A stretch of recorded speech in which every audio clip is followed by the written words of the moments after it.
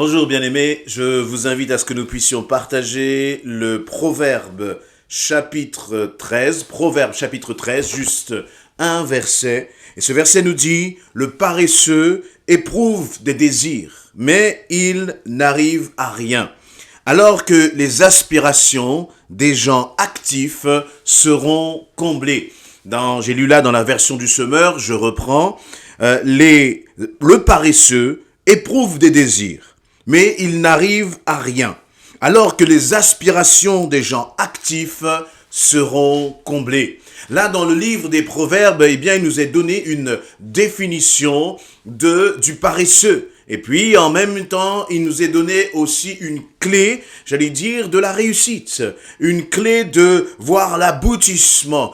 Bien des fois, nous pouvons avoir beaucoup de projets. Nous pouvons aussi avoir beaucoup de désirs. Et nous pouvons connaître beaucoup de choses. Surtout en tant que chrétiens, en tant qu'enfants de Dieu, nous savons que Dieu est grand, nous savons que Dieu est puissant, mais ce qui est important, ce n'est pas tant de savoir ce que Dieu est puissant. Ce qui est important, c'est de voir la puissance de Dieu se réaliser, se manifester, agir de façon concrète dans nos vies à chacun. Et là, l'auteur du livre des Proverbes va parler justement du paresseux. Et là, la façon dont le terme paresseux est défini, il va dire, le paresseux éprouve des désirs, mais il n'arrive à rien. N'avez-vous pas, bien des fois, et moi je suis le premier, eu des frustrations parce qu'on a eu envie de faire des choses, la journée a commencé, et entre ce que nous avions envie de faire, ce que nous avions programmé de faire au début de la journée, et finalement, ce qui a été réellement réalisé à la fin de la journée, il y a comme un gouffre, il y a un gap entre les deux immense. Pourquoi? Ce n'est pas qu'on a été empêché de le faire, mais c'est que parfois nous agissons comme des paresseux, ou plutôt nous manquons d'agir. Et c'est parce que nous manquons d'agir qui fait que nous sommes considérés comme des paresseux par la parole de Dieu. Le Seigneur nous dit, si tu es paresseux, tu n'aboutiras pas. Et c'est normal. On a beau avoir toute la puissance du Saint-Esprit, on a beau avoir la puissance de Dieu, Dieu qui est avec nous, Dieu qui combat à nos côtés, mais si nous ne nous levons pas, si nous n'agissons pas, rien ne se réalise. Et dans la deuxième partie de ce verset, le proverbe nous dit, celui qui a les aspirations des gens actifs seront comblées. Les aspirations des gens actifs seront comblées. Être actif, cela signifie déjà de se lever. Cela signifie de ne pas avoir peur parfois de se tromper. Pour être actif, il faut accepter parfois des échecs, accepter parfois des défaites. Mais la plus grande des défaites, c'est de ne rien faire. La plus grande des défaites, c'est de se laisser paralyser par la crainte de l'échec, de se laisser paralyser par nos peurs, par tous nos questionnements et parfois par une simple paresse en disant Dieu est grand, Dieu est grand et Dieu est grand, et parce que Dieu est grand, moi je n'ai pas à me lever, je n'ai pas à faire, je n'ai pas à agir. Mais Dieu, lorsqu'il veut manifester sa puissance, lorsqu'il veut manifester sa grandeur, ce n'est pas en faisant à ta place,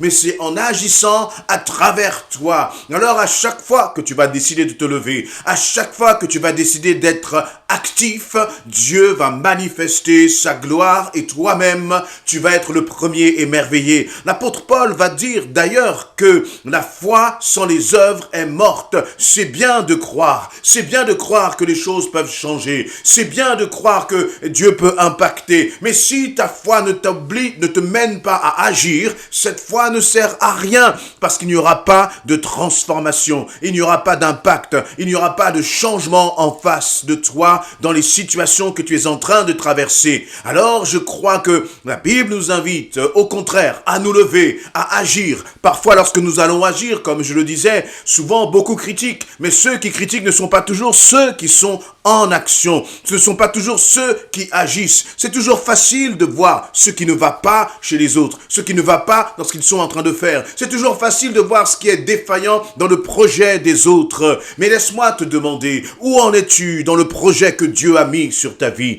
Où en es-tu dans ce que le Seigneur te demande de faire? Est-ce que tu es fidèle? Est-ce que tu t'es levé? Ou est-ce que tu es comme ce paresseux qui finalement n'arrive pas? Et ce paresseux n'arrive pas parce qu'il n'agit pas, parce qu'il ne se lève pas. Et là, je veux vraiment vous encourager à vous lancer. Je veux vous encourager à commencer. Parfois même avant de se lancer dans un projet, on cherche la volonté de Dieu et c'est une bonne chose. Chercher le conseil de Dieu. Et parfois, on cherche tellement le conseil de Dieu que finalement, on n'avance pas. On ne fait même pas un pas. Mais je crois que chercher le conseil de Dieu, c'est une démarche qui peut être parfois évolutive. Avant de te lancer dans un projet, tu pries, tu cherches la face de Dieu, tu cherches du conseil.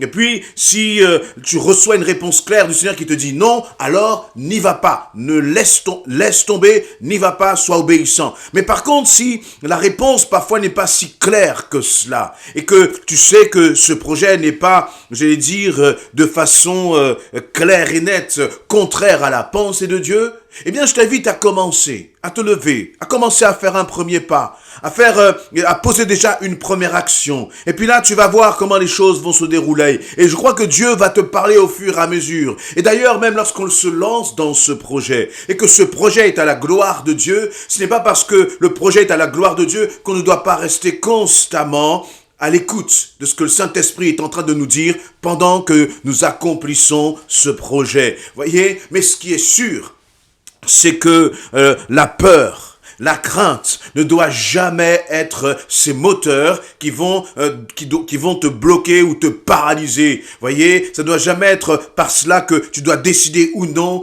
d'aller, de te lancer et d'agir. La peur peut être utile parce qu'à travers la peur, nous sommes obligés parfois, de nous poser. Nous sommes obligés de chercher la face de Dieu. Mais une fois que tu as reçu une pensée claire, ou si tu n'en as pas reçu, comme je le disais, tu peux attendre. Mais il y a un moment où il faut avancer. Et sur ta marche, le Seigneur te reprendra. Sur ta marche, le Seigneur te parlera. Mais vous voyez que là, il nous est dit que ce sont les aspirations des gens actifs seront comblées. Et j'aime ce verset parce qu'il dit les aspirations des gens actifs. C'est-à-dire qu'il y a des gens inactifs qui ont des aspirations. Oui, tu voudrais faire de belles choses, tu voudrais faire de grandes choses, tu as plein de projets, tu as plein d'aspirations.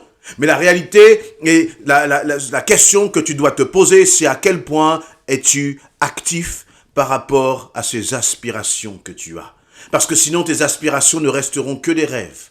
Mais par contre, si tu décides d'agir, si tu décides de commencer à poser tes premiers actes, alors tes aspirations deviendront des réalités.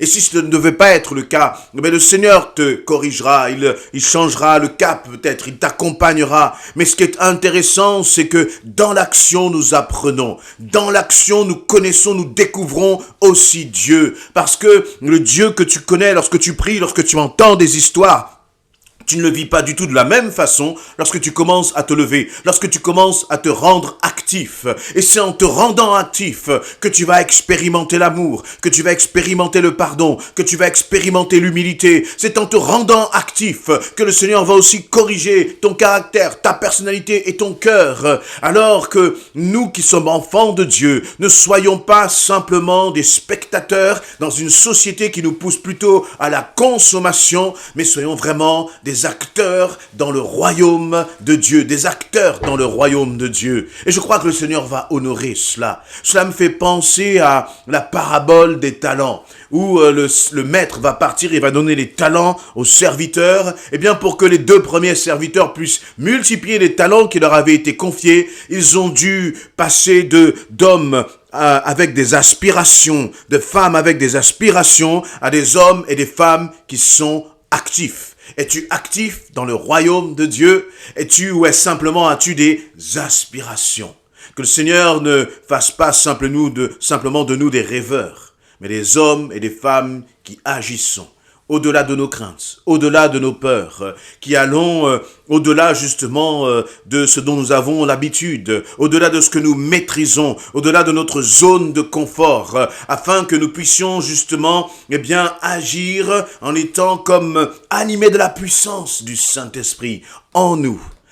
Va lève-toi et tu verras la gloire de Dieu. Va, lève-toi et puis tu verras aussi le Seigneur te corriger, peut-être te reprendre, t'accompagner dans cette démarche active que tu auras. Mais ne reste pas comme le paresseux. Ne soyons pas comme le paresseux. Je crois que la Bible nous invite à racheter le temps. Le temps est précieux. Pendant que nous rêvons, rien ne se passe. Je crois qu'il est temps d'arrêter d'avoir simplement des projets, mais d'entrer réellement en action, de se mettre, j'allais dire, en action pour voir la gloire de Dieu se manifester. Les disciples, lorsque Jésus est reparti à la droite du Père, ils auraient pu rester là et continuer de rêver, continuer de se remémorer le passé. Mais ils se sont levés et ils ont agi. Ils ont été par toutes les nations, jusqu'aux extrémités de la terre. Et je crois qu'à chaque fois qu'ils faisaient un pas, à chaque fois qu'ils posaient une action, ils manifestaient de façon concrète leur foi en Dieu et Dieu les a bénis.